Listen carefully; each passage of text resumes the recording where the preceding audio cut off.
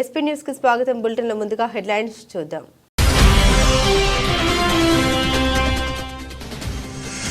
అమెరికాలో అక్రమ వలసదారులపై ట్రంప్ ప్రతిజ్ఞ. ఇంటి బాట పట్టనున్న 18,000 భారతీయులు.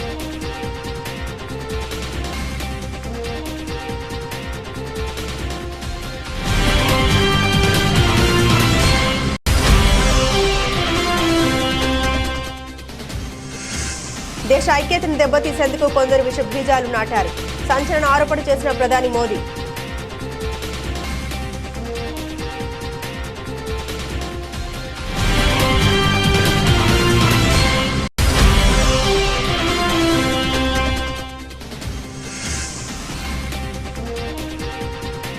మహిళ చనిపోతే అరెస్టు చేయొద్దా? అల్లు అర్జున్ అరెస్టుపై TPCC chief Mahesh comment.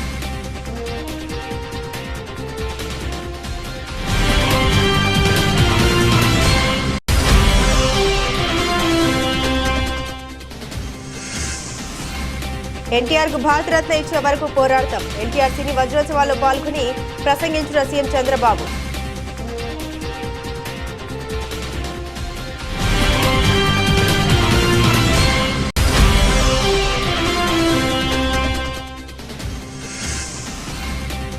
జమిలిపై YCP ఆశలు. ఎన్నికలకు రెడీ కావాలని పార్టీ శ్రేణులకు జగన్ పిలుపు.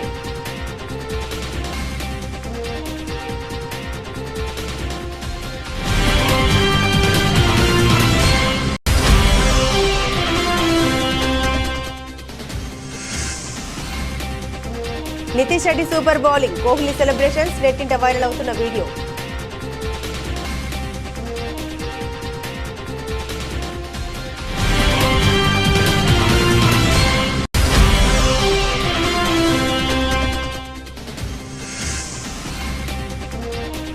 పుష్ప 3లో విలన్ గా విజయ్ దేవరకొండ. క్లారిటీ ఇచ్చిన రష్మిక మందన.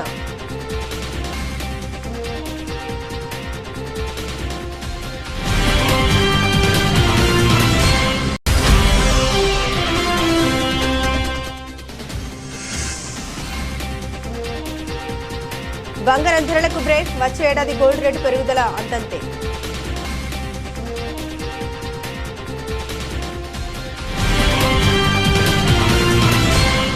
అమెరికా అధ్యక్షుడిగా ఎన్నికైన డొనాల్డ్ ట్రంప్ వచ్చే ఏడాదిలో పదవి బాధ్యతలు చేపట్టనున్నారు. జనవరి 20న దేశ అధ్యక్షుడిగా ప్రమాణ స్వీకారం చేయనున్నారు. అమెరికాలో కఠినమైన ఇమిగ్రేషన్ విధానాలు ఇప్పటికే అమల్లోకి వచ్చాయి.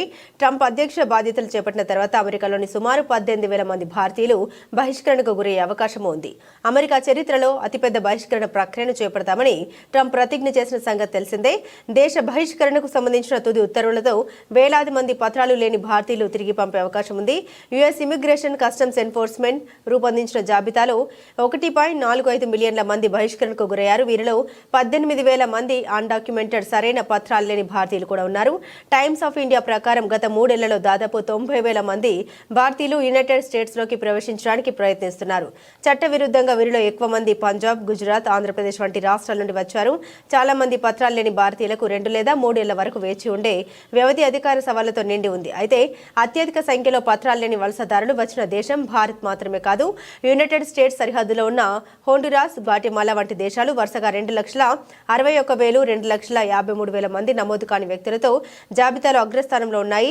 ఆసియాలో 37,908 మంది పత్రాలు లేని వ్యక్తులతో చైనా ముందు వరుసలో ఉంది.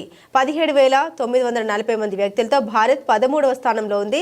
సరిహద్దు భద్రత, కఠినమైన ఇమిగ్రేషన్ విధానాలు బహిష్కరణ ప్రక్రియలో భారత్ సహకరించని దేశాల్లో ఒకటిగా ఉంది.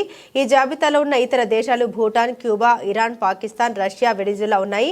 ఈ సహకారం లేకపోవడంతో దౌత్య సంబంధాలు మరింత సవాలుగా మారింది.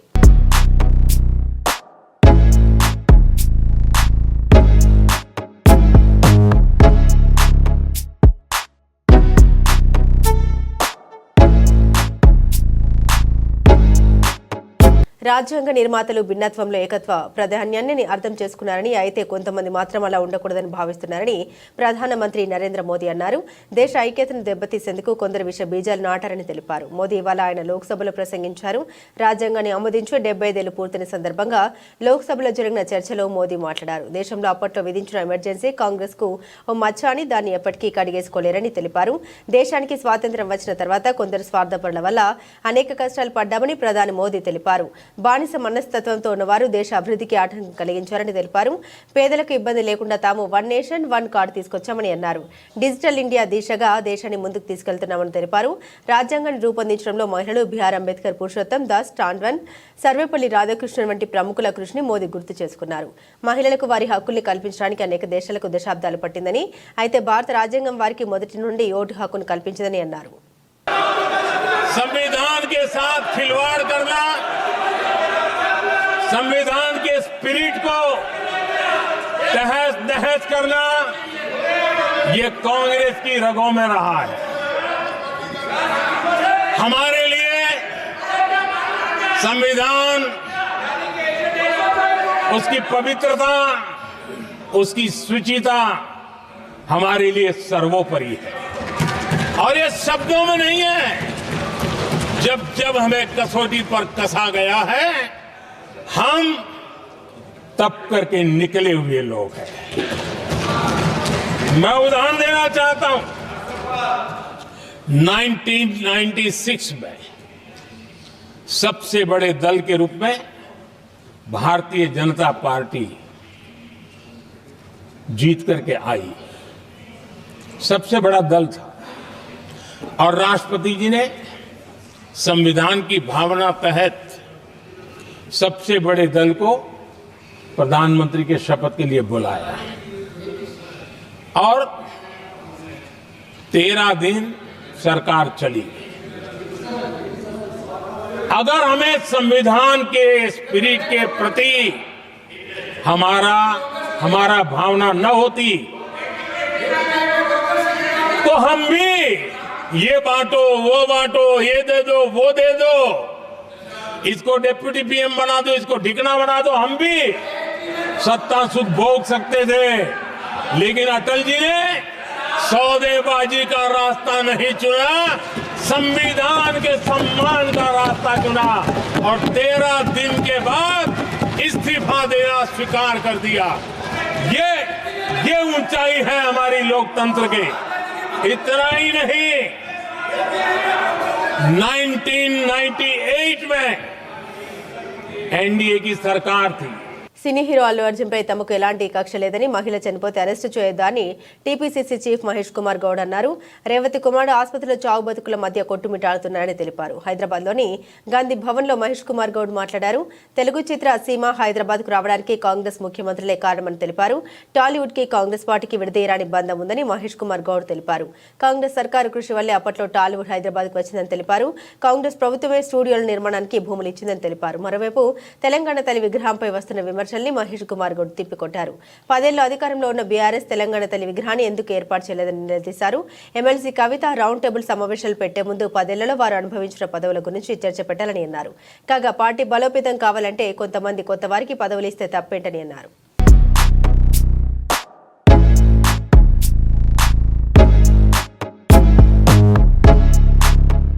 ఎన్టీఆర్ కు భారతరత్న పురస్కారం అంశంపై మరోసారి సీఎం చంద్రబాబు ప్రస్తావించారు. ఎన్టీఆర్ కు భారతరత్న ఇచ్చే వరకు గట్టిగా పోరాడతామని ఆయన తెలిపారు. ఎన్టీ రామారావుకి భారతరత్న ఇవ్వడం దేశాన్ని గౌరవించుకోవడమని ముఖ్యమంత్రి చంద్రబాబు అన్నారు. ఎన్టీఆర్ స్ఫూర్తితో ప్రతి కుటుంబం ఆనందంగా ఉండాలని ఆయన ఆకాంక్షించారు. పేదవాడు పేదవాడిగా మిగలకుండా ఆర్థిక అసమానత తొలగే విధానాలకు శ్రీకారం చుడుతున్నామని చంద్రబాబు తెలిపారు. దేశం గర్వించే జాతిగా తెలుగువారు ఎదగటమే ఎన్టీఆర్ కు ఇచ్చే నిజమైన నివాళి అని చంద్రబాబు పేర్కొన్నారు. ఎన్టీఆర్ స్ఫూర్తితో తెలుగు జాతిని ప్రపంచంలోనే నెంబర్ 1 గా నిలబెట్టే బాధ్యత తీసుకుంటామని ముఖ్యమంత్రి చంద్రబాబు తెలిపారు. పెనమలూరులో ఎన్టీఆర్ సినీ వజ్రోత్సవాలు జరిగాయి. ముఖ్యమంత్రి చంద్రబాబు ముఖ్య అతిథిగా ఈ వేడుకల్లో పాల్గొన్నారు. ఎన్టీఆర్ సినీ నట ప్రస్థానంపై పుస్తకం ఆవిష్కరించారు. ఎన్టీఆర్ స్ఫూర్తితో ముందుకెళ్తున్నాం, పేదరిక నిర్మూలనే ధ్యేయంగా పనిచేస్తున్నాం. ఎన్టీఆర్ స్ఫూర్తితో స్వర్ణాంధ్రప్రదేశ్ విజన్ 2040 లాంచ్ చేశాం. ఎన్టీఆర్ ను ఒకసారి తలుచుకుని ఆయన ఫోటోను చూసి సంకల్పం చేస్తే ఏదైనా సాధ్యం అనేది నా అభిప్రాయం. ఆయన స్ఫూర్తిలో మనలో ఉంది, ఆయన ఆశీస్సులు మనపై ఉన్నాయి. 3 సిద్ధాంతాలు 10 ప్రిన్సిపల్స్ తో విజన్ డాక్యుమెంట్ తీసుకొచ్చాం. అందులో ఒకసారి చూస్తే వెల్తీ, హెల్తీ, హ్యాపీ సొసైటీలో ఉండాలనేది నాకు సంకల్పంగా ఒక విజన్ డాక్యుమెంటరీ తీసుకొచ్చాం. అందులో 10 ప్రిన్సిపల్స్ ను చూస్తే జీవో పావర్టీ, అది ఎన్టీఆర్ కళ, అది సాధిస్తాం. పేదరికం లేని సమాజం మనందరి ధ్యేయం కావాలి. ఆర్థిక అసమానతలు తగ్గించాలి. అప్పుడే ఈ ప్రజాస్వామ్యానికి ఒక అర్థం ఉంటుందని సీఎం చంద్రబాబు అన్నారు. ఒక యుగ పురుషుడు అరుదుగా పుడతారు. మనకు తెలిసిన, మనము చూసిన ఏకైక యుగ పురుషుడు నందమూరి తారక రామారావు గారని చెప్పి నేను మీకు తెలియజేస్తున్నా. ప్రపంచంలో ఎక్కడికెళ్ళినా తెలుగు జాతి పేరు ఇంటేనే గుర్తు వచ్చే ఏకైక వ్యక్తి ఎన్టీఆర్. చరిత్ర ఉన్నంత వరకు తెలుగువారి గుండెల్లో ఉండే ఏకైక వ్యక్తి ఎన్టీఆర్ అని చెప్పి కూడా నేను మీకు తెలియజేస్తున్నా. అచ్చ తెలుగుదనం, తెలుగువాడి ఆత్మగౌరవం రెండింటికి అర్థం ఎన్టీఆర్. ఒక చిన్న రైతు బిడ్డ నుంచి తెలుగు సినీ చరిత్రలో ఒక ఎవరెస్ట్గా ఎదగడం, 9 నెలల్లోనే పార్టీ పెట్టి ముఖ్యమంత్రి కావడం చరిత్రలో ఎక్కడా జరగలేదు. భవిష్యత్తులో కూడా జరుగుతుందనే నమ్మకం కూడా లేదు, జరగదు. ఇటు వెండి తెరను కానీ అటు రాజకీయాలు ఏలిన ఏకైక నాయకుడు భారతదేశ చరిత్రలో ఒక్క ఎన్టీఆర్ అని చెప్పి కూడా నేను మీకు తెలియజేస్తున్నాను.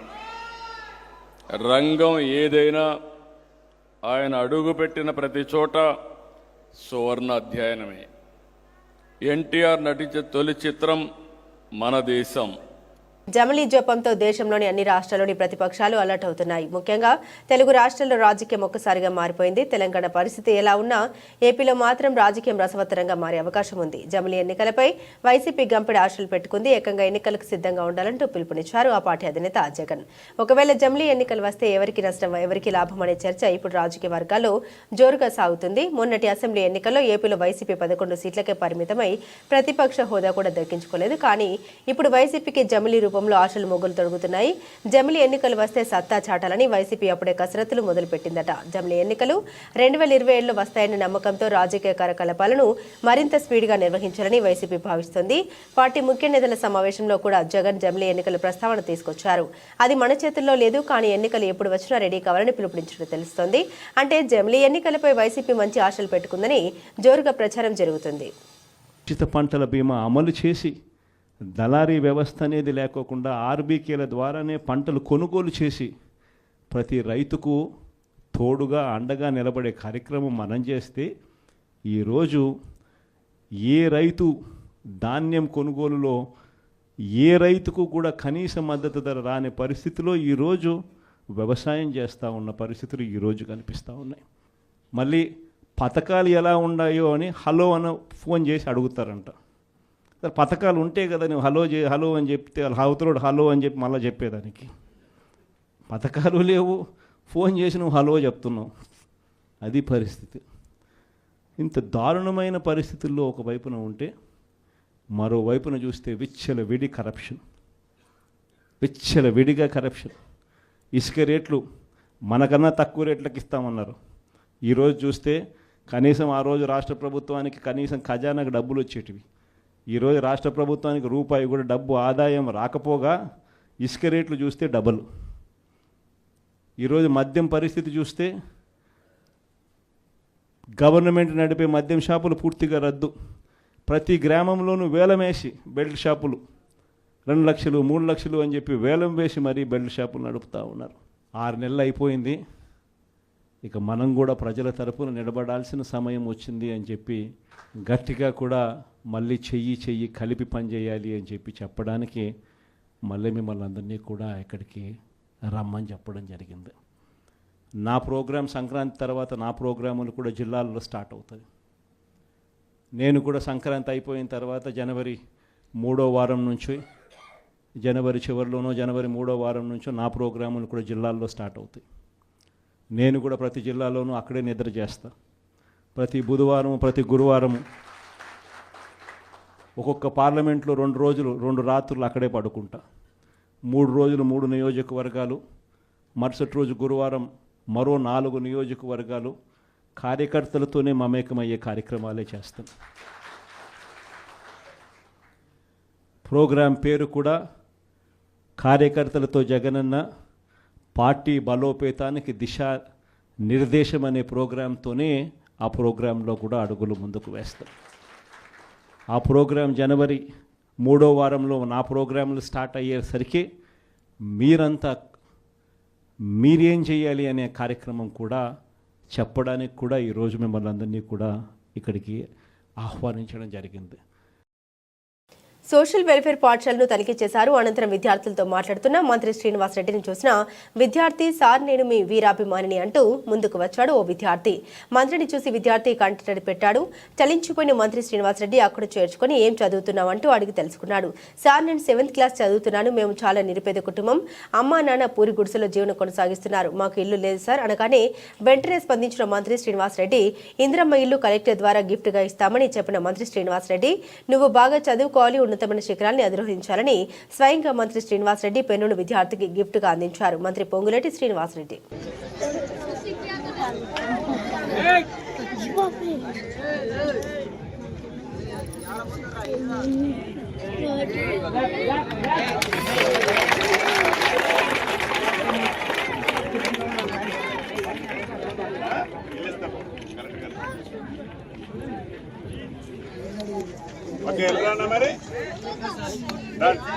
వరంగల్ జిల్లా రాయపర్తి మండలం మైలారం గ్రామానికి చెందిన కాంగ్రెస్ పార్టీ ఏసీసీఎల్ మండల అధ్యక్షుడు చిర్రా మల్లయ్య సతీమణి మాజీ డీసీసీబీ డైరెక్టర్ చిర్రా ఉప్పలమ్మ కొన్ని రోజుల పక్షవాతంతో బాధపడుతున్న చికిత్స అనంతరం ఇంటి వద్ద విశ్రాంతి తీసుకుంటూ ఉండగా పాలకుర్తి నియోజకవర్గ ఇన్ఛార్జ్ అనుమన్ల ఝాన్సీ రెడ్డి రాజేందర్ రెడ్డి దృష్టికి తీసుకెళ్లగా వెంటనే స్పందించి బడుగు బలహీన వర్గాల ఆశజ్యోతి ఆపద అంటే నేనున్నాను అంటూ గత కొద్ది నెలల క్రితం తొర్రూరు షాపింగ్ మాల్ ప్రారంభోత్సవంలో ప్రమాదశాత్తు కాలు ఫ్రాక్చర్ కావడంతో కొన్ని నెలలుగా విశ్రాంతి తీసుకుని తిరిగి మొదటిసారిగా మైలారం గ్రామానికి వస్తున్న అనుమన్ల ఝాన్సీ రాజేందర్ రెడ్డిని ఎస్ఎస్ఎల్ జిల్లా ఉపాధ్యక్షులు గబ్బెట్టర బాబు చాల్వాతో సన్మానించారు. ఈ సందర్భంగా ఆయన మాట్లాడారు.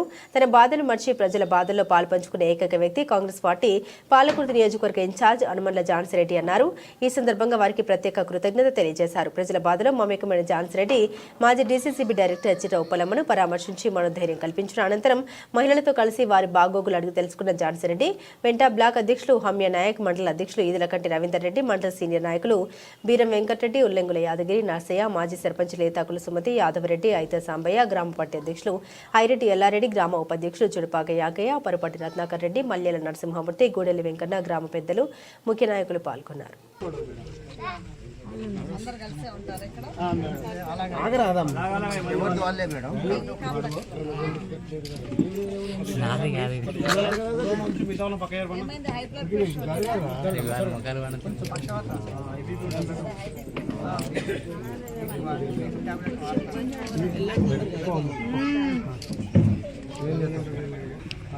వరంగల్ హన్మకొండ జిల్లా న్యాయస్థానంలో 2024 డిసెంబర్ 14 శనివారం రోజున జాతీయ లోక్ అదాలత్ నిర్వహించారు. కుటుంబ సమస్యలు, రోడ్లు ప్రమాదాలు, వివిధ ప్రాథమిక కేసులకు తక్షణ పరిష్కారం అందించారు. 5 సివిల్ కేసులు, 10 BSNL, 542 విద్యుత్, 43 బ్యాంకు, 29 ట్రాఫిక్, 5130 క్రిమినల్ కేసులకు పరిష్కారం చూపారు. అన్ని రంగాల్లో 6492 హన్మకొండ, 5759 వరంగల్ జిల్లాల కేసులు పూర్తి పరిష్కారం అందించారు.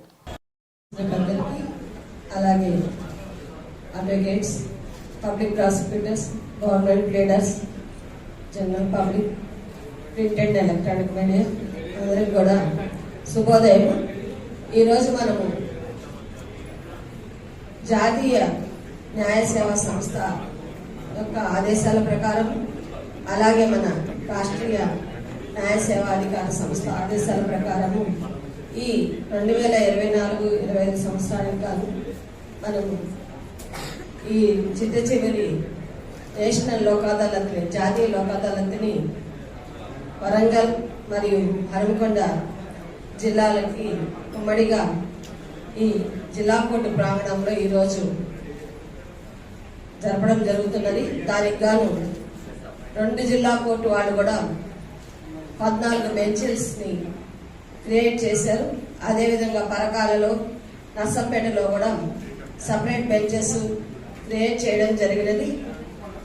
అందరూ కూడా పోలీస్ యంత్రాంగము, డిస్ట్రిక్ట్ కలెక్టర్ గారు మరియు నేషనల్ ఇన్సూరెన్స్ అన్ని ఇన్సూరెన్స్ కంపెనీ వారి యొక్క రిప్రజెంటేటివ్స్, స్టాండింగ్ కౌన్సిల్స్, అలాగే పబ్లిక్ ప్రాసిక్యూటర్స్ అందరూ కూడా, రెవెన్యూ డిపార్ట్మెంట్ వాళ్ళు, ఆర్టీసీ, టిఎస్ తెలంగాణ వాళ్ళు కూడా అందరూ కూడా ఈ సమావేశంలో పాల్గొంటున్నారు. వారితో పాటు ముఖ్యంగా బ్యాంక్ అధికారులు, బ్యాంక్ మేనేజర్స్, అన్ని చిట్ ఫండ్స్ కి సంబంధించిన వాళ్ళు కూడా వీటిల్లో రాజీ పడదగ్గ కేసులన్నీ కూడా రాజీ చేసుకోవడానికి ఈరోజు ప్రజలందరూ కూడా ముందుకు వస్తున్నారు. అదేవిధంగా మనము ముసలమడుగు గ్రామంలో 10 లక్షల ఖర్చుతో ఐటీసీ వారి సిఎస్ఆర్ నిధులతో నూతనంగా నిర్మించిన బస్ షెల్టర్ను రిబ్బన్ కట్ చేసి ప్రారంభించారు పినపాక నియోజకవర్గ శాసనసభ్యులు పాయం వెంకటేశ్వర్లు. ఈ యొక్క కార్యక్రమానికి ప్రభుత్వ అధికారులు, ఐటీసీ అధికారులు, బూర్గంపాడు మండల కాంగ్రెస్ పార్టీ అధ్యక్షులు దుగ్గంపూడి కృష్ణారెడ్డి, కాంగ్రెస్ పార్టీ నాయకులు, మహిళా నాయకులు, యువజన నాయకులు, కార్యకర్తలు, అభిమానులు తదితరులు పాల్గొన్నారు.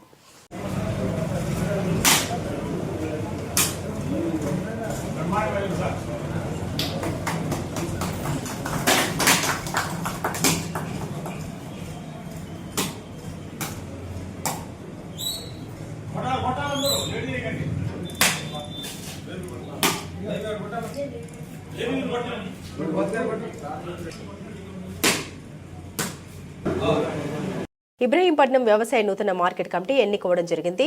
ఈ ముఖ్య ప్రమాణ స్వీకారోత్సవానికి అతిథులుగా ఇబ్రహీంపట్నం ఎమ్మెల్యే మాల్రెడ్డి రంగారెడ్డి, నూతన committee market chairman Gurunath Reddy, vice chairman Mankala Karunakar, M Narasimhabi, Raghavender Reddy, N Shivakumar, T Srisailam, M Karunakar Reddy, B Raju, Kanyamohan Lingaswamy Yadav, G Akbar, T Mahesh Goud, K Pandu, Subburi Mallika ప్రమాణ స్వీకారం చేసి నూతన కమిటీ మెంబర్లుగా ఎన్నుకోబడ్డారు.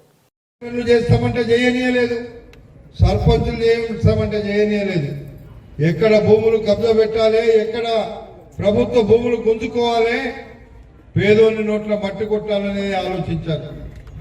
అవన్నిటికీ చమరగీతం పాడినాం. ఇప్పుడు రాబోయేటువంటి రోజుల్లో మేమేదైతే 6 పథకాలు అమలు చేస్తామని ప్రభుత్వం చెప్పిందో ఆ 6 పథకాలు అమలు చేయకుండా మీకు ఓట్లు కూడా ఇక ఎక్కడ కూడా అడగ మీ రాష్ట్రంలో అని చెప్పి ముఖ్యమంత్రి గారు చెప్తున్నారు ప్రతిరోజు. అందులో మనం కొన్ని ఇచ్చినాం. ఇప్పుడు మహిళలకు ఇవ్వాల్సినటువంటి డబ్బులు ఇచ్చేది ఉంది, నిరుద్యోగులకు ఇవ్వాల్సిన ఉద్యోగాలు ఇవ్వాల్సి వస్తుంది, ప్రతి ఇల్లు లేని నిరుపేదలకు ఇల్లు ఇవ్వాలనేటువంటి కార్యక్రమం, రేషన్ కార్డులు ఇవ్వాలి కార్యక్రమం, పింఛన్లు ఇచ్చే కార్యక్రమం వచ్చే 2 నెలల్లో మొదలుపెట్టి ఇవ్వబోతున్నామని చెప్పి కూడా ఈ సందర్భంగా మీకు నేను మనవి చేస్తున్నా. ఇవన్నీ కూడా ఇండియా వర్సెస్ ఆస్ట్రేలియా జట్ల మధ్య బ్రిస్బేన్ లో గర్భ వేదికగా 3వ టెస్ట్ మ్యాచ్ జరుగుతుంది. శనివారం ఉదయం మ్యాచ్ ప్రారంభం కాగా టాస్ గెలిచి రోహిత్ శర్మ ఫీల్డింగ్ ఎంచుకున్నాడు. దీంతో ఆస్ట్రేలియా బ్యాటింగ్ ప్రారంభించిన కొద్దిసేపటికి ఎడతెరిపిన వర్షం కురవడంతో తొలి రోజు కేవలం 13.2 ఓవర్ల ఆట మాత్రమే జరిగింది.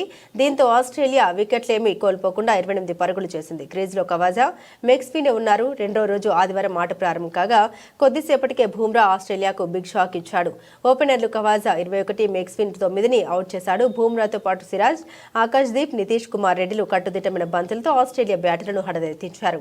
దీంతో పరుగులు రాబట్టేందుకు ఆసీస్ బ్యాటర్లు ఇబ్బంది పడ్డారు. ఈ క్రమంలో తెలుగు కుర్రాడు నితీష్ కుమార్ రెడ్డి సూపర్ బౌలింగ్తో 3వ వికెట్ పడగొట్టాడు. రేంజర్స్ బ్యాటర్ మార్నెస్ లుబేషన్ పెవిలియన్ బాట పట్టించాడు. నితీష్ రెడ్డి వేసిన బంతిని ఆఫ్ సైడ్ ఆడేందుకు లుబేషన్ ప్రయత్నించగా బాల్ బ్యాట్ అంచుకు తాకి స్లిప్ వైపు దూసుకెళ్లింది. స్లిప్ లో ఫీల్డింగ్ చేస్తున్న విరాట్ కోహ్లీ క్యాచ్ అందుకున్నారు. ఆ వెంటనే తనదైన శైలిలో సెలబ్రేషన్స్ చేశాడు. ఇందుకు సంబంధించిన వీడియో వైరల్ గా మారింది. గబ్బా పిచ్ బౌలింగ్ కు సహకరిస్తుండటంతో భారత్ బౌలర్లు సద్వినియోగం చేసుకుంటున్నారు. బుమ్రాతో పాటుగా సిరాజ్, నితీష్ రెడ్డి, ఆకాష్ దీప్ కట్టుదిట్టమైన బంతులతో బౌలింగ్ చేస్తుండటంతో ఆసీస్ బ్యాటర్లు పరుగులు రాబట్టేందుకు ఇబ్బంది పడుతున్నారు. ఆస్ట్రేలియా బ్యాటర్లు స్టీవ్ స్మిత్, ట్రావిస్ హెడ్లు ఆచితూచి ఆడుతూ మరో వికెట్ పడకుండా క్రీజులో పాతుకుపోయేందుకు ప్రయత్నిస్తున్నారు.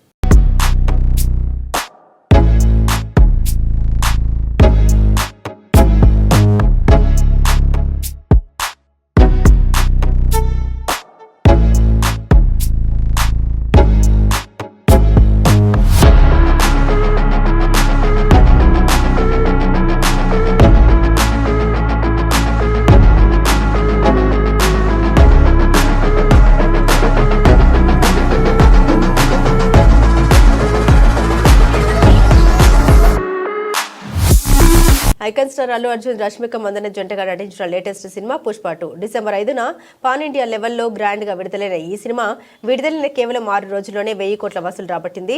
సుకుమార్ దర్శకత్వంలో తెరకెక్కిన ఈ సినిమా విడుదలైన అన్ని భాషల్లో సంచలన విజయంతో దూసుకుపోతుంది. అయితే పుష్ప 1 బ్లాక్ బస్టర్ విజయాన్ని అందుకోవడంతో దానికి సీక్వెల్ గా పుష్ప 2 తెరకెక్కించారు. పుష్ప 2 కూడా ఇప్పుడు సంచలనం సృష్టించడంతో దీనికి సీక్వెల్ గా త్వరలోనే పుష్ప 3 కూడా రాబోతుంది. పుష్ప 3కి సంబంధించిన అధికారిక ప్రకటన కూడా చేశారు మేకర్స్. పుష్ప 2 క్లైమాక్స్ లో పుష్ప 3 టైటిల్ రిలీజ్ చేశారు. పుష్ప 3 ది రాంపేజ్ అని పేర్కొన్నారు. అయితే పుష్ప 3 ఉందని అనౌన్స్ చేసినప్పటి నుండి ఇందులో విలన్ గా Tollywood rowdy hero Vijay Deverakonda నటిస్తున్నాడని సోషల్ మీడియా వేదికగా పెద్ద ఎత్తున వార్తలు వస్తున్నాయి. కాగా ఈ విషయంపై రష్మిక మందన క్లారిటీ ఇచ్చింది. ఇక ఓ ఇంటర్వ్యూలో మాట్లాడుతూ మీకే కాదు నాకు కూడా దీని గురించి తెలియదు. డైరెక్టర్ సుకుమార్ సినిమా విషయంలో చాలా పక్కాగా ప్లాన్ చేస్తున్నారు. ప్రతి విషయంలో సస్పెన్స్ ఉండేలా చూసుకుంటున్నారు. చివరి వరకు చెప్పారు. పుష్ప 2 సినిమా చాలా విషయాలు కూడా సెట్ లో చెప్పేవారు. సినిమా క్లైమాక్స్ లో కనిపించిన వ్యక్తిని చూసి ఇతనెవరని నేను కూడా షాక్ అయ్యా అంటూ తెలిపింది రష్మిక మందన.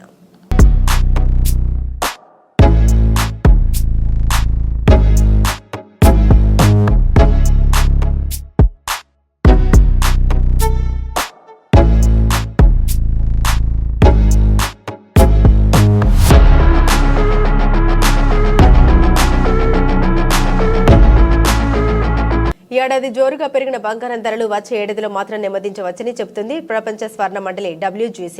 మునుపన్నడు లేని విధంగా దేశంలో పాసిడి ధర ఈ సంవత్సరం అక్టోబర్లో ఆల్ టైమ్ హైకి చేరిన విషయం తెలిసిందే. తులం 24 క్యారెట్ల బంగారం ధర 99.9 స్వచ్ఛత పుత్తడి రేటు గరిష్టంగా 82,400 రూపాయలకు పలికింది. అయితే అక్టోబర్ ఆఖరు దాకా పరుగులు పెట్టిన గోల్డ్ రేట్లు గత నెలన్నర 45 రోజులుగా పడుతూ లేస్తూ సాగుతున్నాయి. ఈ నేపథ్యంలో WGC తాజా అంచనాలు సైతం ప్రస్తుతం మార్కెట్ తీరుకు అనుగుణంగానే ఉన్నాయి. కొత్త ఏడాదిలోనూ మార్కెట్ ట్రెండ్ ఇదే రీతిలో ఉండవచ్చన్న అభిప్రాయాన్ని 2025 అవుట్లుక్ లో వ్యక్తం చేసింది. ఏడాది మొదలు ఇప్పటిదాకా దేశీయ మార్కెట్లో బంగారం ధరలు 30% పైగా పుంజుకున్నాయి. సెంట్రల్ బ్యాంకులు ముఖ్యంగా పీపుల్స్ బ్యాంక్ ఆఫ్ చైనా బంగారం కొనుగోలుకు పెద్దపీట వేసింది. RBI సైతం గోల్డ్ రిజర్వులకు అత్యంత ప్రాధాన్యమిస్తున్న సంగతి తెలిసిందే. అలాగే రష్యా ఉక్రెయిన్ యుద్ధం, ఇజ్రాయెల్ హమాస్ పోరు, ఫెడ్ రిజర్వ్ ద్రవ్య విధానం వంటివి స్టాక్ మార్కెట్లను కుంగదీశాయి. ఫలితంగా మదుపరులు తమ పెట్టుబడుల రక్షణార్థం ప్రత్యామ్నాయ మార్గమైన పాజిటివ్ వైపు చూశారు. దీంతో ఈ ఏడాది గోల్డ్ మార్కెట్లో డిమాండ్ ఊహించని విధంగా పెరిగిపోయింది. ఇది ధరల్ని పరుగులు పెట్టించింది. మరోవైపు పండుగ సీజన్లు, పెళ్లిళ్ల సీజన్ కొనుగోలు కూడా కలిసొచ్చాయి. బంగారం ధరలు వచ్చే ఏడాది ఈ స్థాయిలో పెరగకపోవచ్చని WGC తాజాగా పేర్కొంది. జీడీపీ వృద్ధి రేటు, ద్రవ్యోల్బణం వంటి అంశాలు గోల్డ్ మార్కెట్ క్రయ విక్రయాలను ప్రభావితం చేయవచ్చని అంటుంది. జనవరిలో అమెరికాకు రాబోయే నూతన అధ్యక్షుడు డొనాల్డ్ ట్రంప్ తీసుకునే నిర్ణయాలు వాణిజ్య యుద్ధాలకు తెరలేపవచ్చన్న ఆందోళనని కనబరిచింది. మరి పరస్పర సుంకాలతో మదుపరులు, కొనుగోలుదారులు మార్కెట్ కు దూరం కావచ్చని, దీంతో ఆయా దేశాల జీడీపీ విపణిలో డిమాండ్ పడిపోవచ్చని హెచ్చరించడం గమనార్హం. కానీ ఇప్పటికే అయితే బంగారం ధరలు అంతర్జాతీయంగా గరిష్ట స్థాయిలోనే కదలాడుతున్నాయి. ఔన్స్ $2,700 సమీపంలో ఉంది. ఇక గోల్డ్మన్ సాచ్ గ్రూప్ వచ్చే ఏడాది ఆఖర్లో $3,000 పోవచ్చుంటుంది. UBS AG అంచనా $2,900గా ఉంది.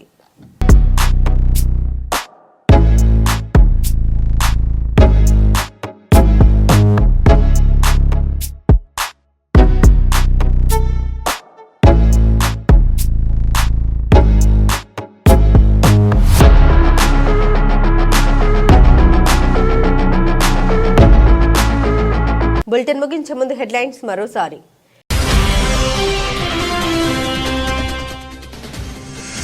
అమెరికాలో అక్రమ వలసదారులపై ట్రంప్ ప్రతిజ్ఞ, ఇంటి బాట పట్టనున్న 18,000 భారతీయులు.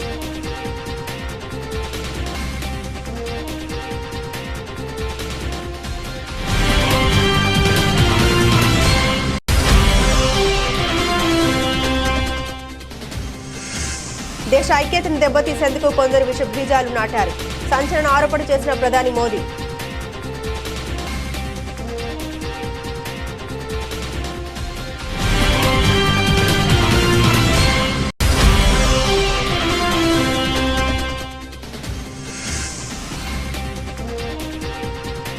మహిళ చనిపోతే అరెస్టు చేయొద్దా, అల్లు అర్జున్ అరెస్టుపై TPCC chief Mahesh comment.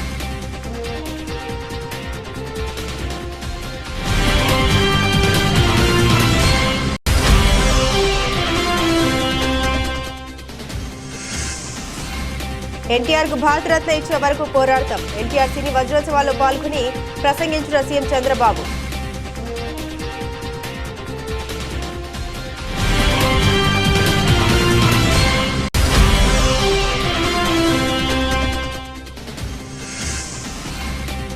జమిలిపై YCP ఆశలు, ఎన్నికలకు రెడీ కావాలని పార్టీ శ్రేణులకు జగన్ పిలుపు.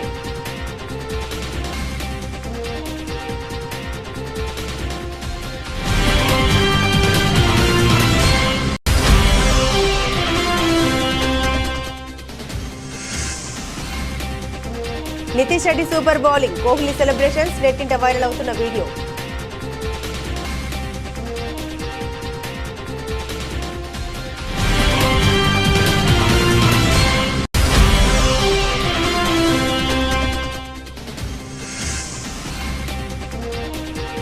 పుష్ప 3లో విలన్ గా విజయ్ దేవరకొండ క్లారిటీ ఇచ్చిన రష్మిక మందన.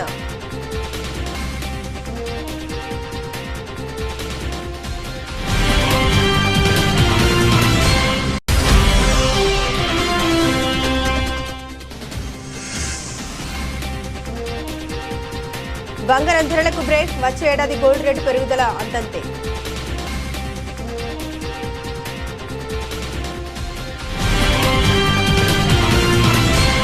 ఇవి ఈ బులెటిన్లోని విశేషాలు. తిరిగి మరో బులెటిన్తో మళ్ళీ కలుసుకుందాం. అంతవరకు సెలవు, నమస్కారం.